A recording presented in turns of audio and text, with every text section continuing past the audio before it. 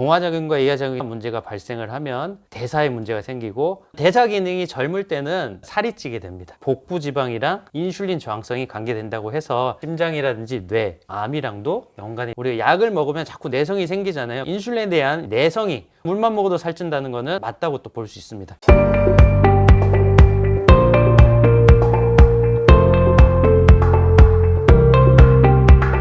안녕하세요. 오늘 대사증후군과 관련해서 얘기를 한번 해볼까 합니다. 먼저 대사에 대해서 좀 알아야 될 텐데요. 우리가 먹는 음식이 들어오면 저장되고 합성되고 영양소로 근육을 만들고 에너지로 쓰이고, 그런 과정에서 저장 합성을 동화작용, 분해를 해서 에너지로 쓰이고 활동할 수 있게끔 해주는 이거를 이화작용이라고 하거든요. 동화작용과 이하작용이 잘 돌아갔을 때 우리 몸은 원활하게 건강하게 유지가 되지만, 어딘가 하나가 문제가 발생을 하면 대사에 문제가 생기고, 그런 것들이 이제 대사증후군이라고 이제 얘기를 합니다. 대표적으로 먹고 에너지로 쓰는 영양소가 탄수화물, 지방, 단백질, 그 외 무기질이라든지 미네랄 이런 것들이 있습니다. 탄수화물 같은 경우는 뇌랑 적혈구에 거의 에너지원으로 사용이 되고 있고요. 탄수화물은 에너지원이라고 이해하시면 될 것 같고요. 지방 같은 경우도 에너지원으로도 사용되지만, 이 세포를 둘러싸는 세포막이라든지 뇌의 한 60% 이상이 지질로 쌓여 있거든요. 대표적으로 DHA, EPA, 뇌 건강에, 뇌 인지력에 좋다고 유명하죠. 열이 새어나가지 않게끔 그 단열 역할을 해주고요. 그리고 내장기관을 좀 보호해주는 역할도 하고,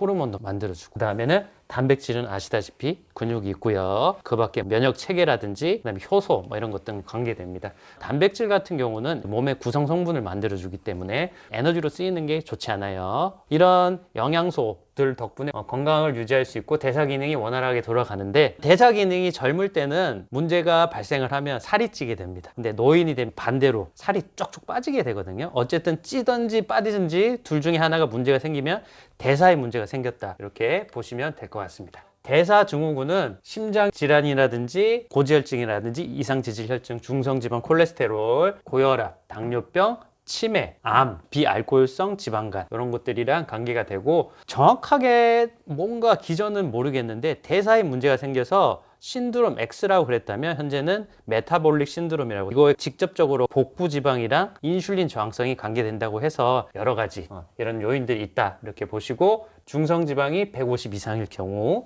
혈압이 130에 85 이상일 경우, 아니면 약을 복용한다든지, 혈당이 100 이상이거나 약을 복용한다든지, 허리둘레가 남자는 90 이상, 여자는 80 이상, 혈관을 깨끗하게 해주는 좋은 콜레스테롤이라고, 남자는 40 미만, 여자는 50 미만일 때 세 가지가 나타난다, 드러난다 그러면 대사증후군이라고 얘기를 하고 있습니다. 보통 젊을 때 살이 찌게 되고, 특히 뱃살, 복부 지방이 많이 찌게 되거든요. 그러면 인슐린 저항성이 나타나고 심장이라든지 뇌, 암이랑도 연관이 될 수 있다는 거죠. 지난 15년간 대사증후군 유병률은 쭉 이렇게 증가해오고 있고요. 여성보다는 파란색 남성이 더 많이 증가해오고 있습니다. 본 시트는 대사증후군 팩트 시트에 나온 내용이고요. 보시다시피 젊은 사람들에 비해서 이제 나이 드신 분들이 쭉쭉쭉쭉 올라가죠. 근데 남성에 비해서는 여성들이 아무래도 이제 폐경이 지나고 나면 훅 올라가고요. 남성 같은 경우는 아무래도 이 나이에 돌아가시는 분들이 많다 보니까 그분들이 빠지고 나서 여성들은 그에 비해서 좀 오래 살잖아요. 폐경이 이제 관계가 많지 않나 생각됩니다. 고혈압 대표적인 대사질환인데요. 고혈압은 어느 정도 잘 관리가 되는 것 같아요. 여성들은 거의 동일하잖아요.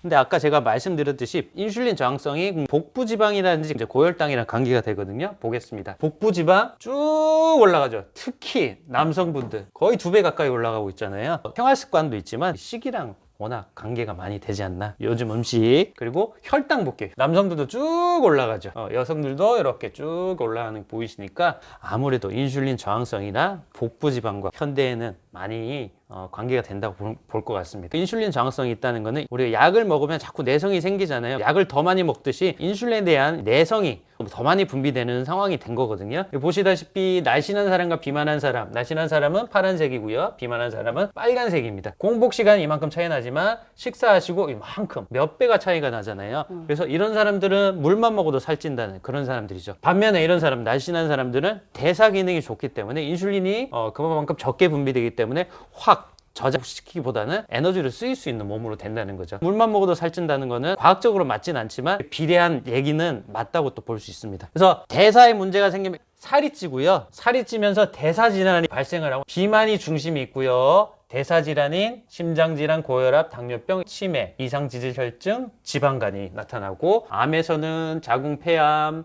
위암, 식도암, 간암, 신장암 여러 가지 보이시죠? 비만하고 대사질환이 다 관련이 된다. 이렇게 이해를 하시면 될 것 같습니다.